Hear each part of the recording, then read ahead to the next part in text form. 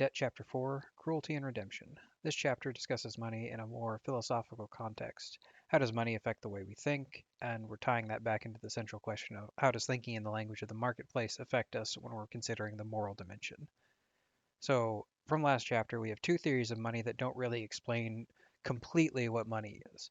Credit money is dependent on trust, which can be hard to come by if a marketplace is particularly cutthroat or if the participants are strangers, which we can see from our examples on barter.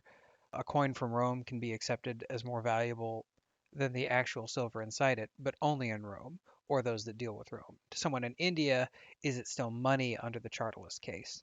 No, but yes, in the sense that silver is a commodity that travels well. So coinage holds a dual status as both currency and commodity. It has a political context and a marketplace context. But I also can't pay my taxes in India in pure silver, and so we come back to barter between strangers and money between neighbors.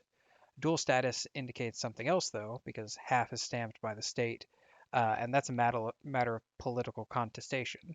What does the king think? What does the parliament think?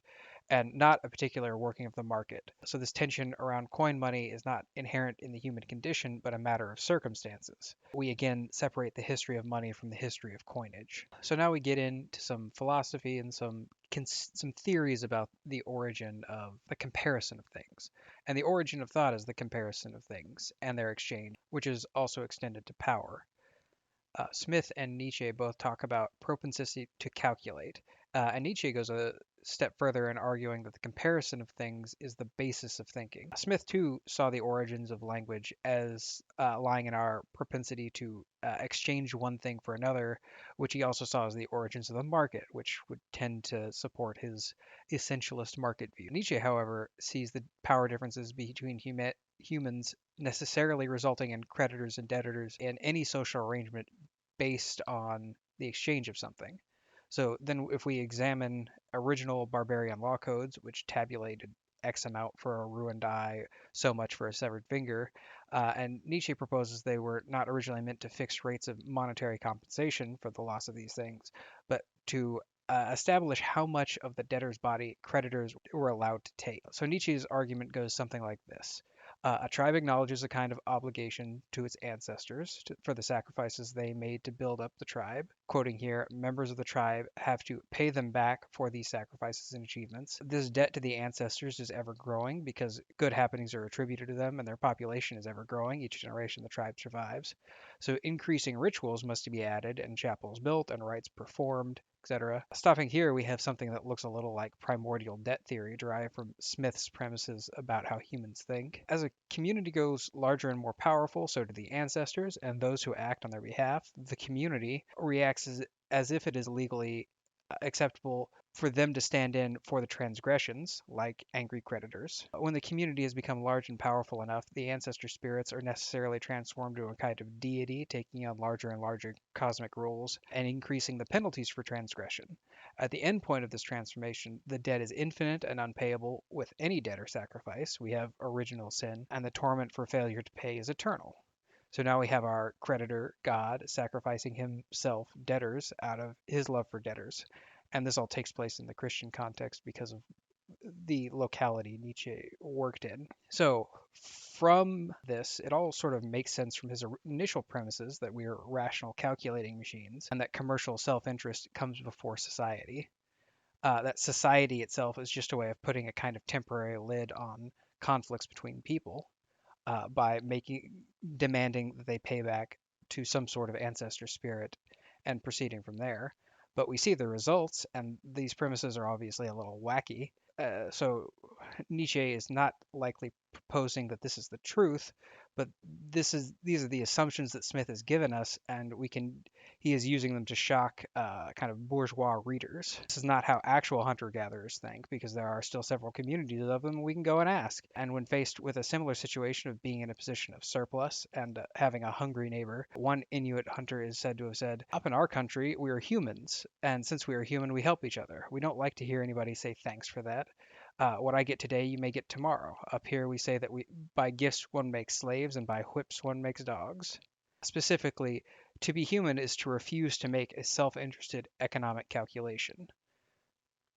The essential idea of this section is yes, as Smith said, we have a propensity to calculate and compare, but people have lots of inclinations, and if we take one as the basis of human thought and civilization, as Nietzsche has shown us, it doesn't end anywhere happy. So there's something just a little naive about Smith's premises in stories about neighbors swapping potatoes for shoes. When ancestors thought about money, friendly swaps were probably not the first thing that came to mind. And by removing this harsh context from history, from thought experiments in economics, we end up with a world that doesn't really resemble ours. So we start to see exactly where the myths that economics proposes start to break down. To many people, debts were things that could have their families carried off into slavery. The original Mesopotamian word for freedom meant return to the mother, literally, to be returned to one's family. We see this reflected in Jewish culture in the time of Nehemiah, the introduction of the year of Jubilee, a release from debts, theological discussion of redemptions, literally seeking the redemption of a pledge, frequently for a debt, like a piece of land or family member. It is possible to think these were barbaric times and these things just happened. Slavery was a thing that existed, and imperial powers could seize your country and extract tributes. Your family members could be carried off in payments of debts, and in many cases, peasants, that is, the majority of the population, react like this. This is just a thing that happened. But not in the case of debt crises.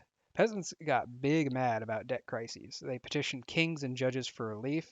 They demanded release from their debts or return of ancestral lands. So it's as a possible reason why the author considers debts between rich and poor versus legal hierarchies. Theoretical equality makes a debtor feel betrayal from the creditor when they exact harsh terms. The circumstances peasants take loans under were frequently after a bad harvest or natural disaster, making it increasingly difficult to ever repay and leading to this political conflict as peasants are increasingly made into basically debt pawns.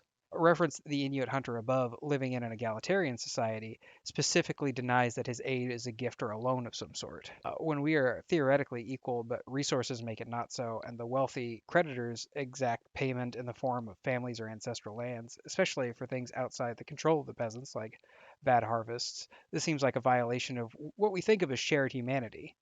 Cancel the debts, reallocate the land more justly, return our families tend to be the basis of class conflict in the ancient world. And religions generally bent themselves giving more weight to this plea, but also in doing so, having to incorporate the language of the marketplace into a more religious context. To the like 4 people who actually listen to these things, don't forget to hit the subscribe button so I'm not blowing up everyone's inbox every time I release another summary.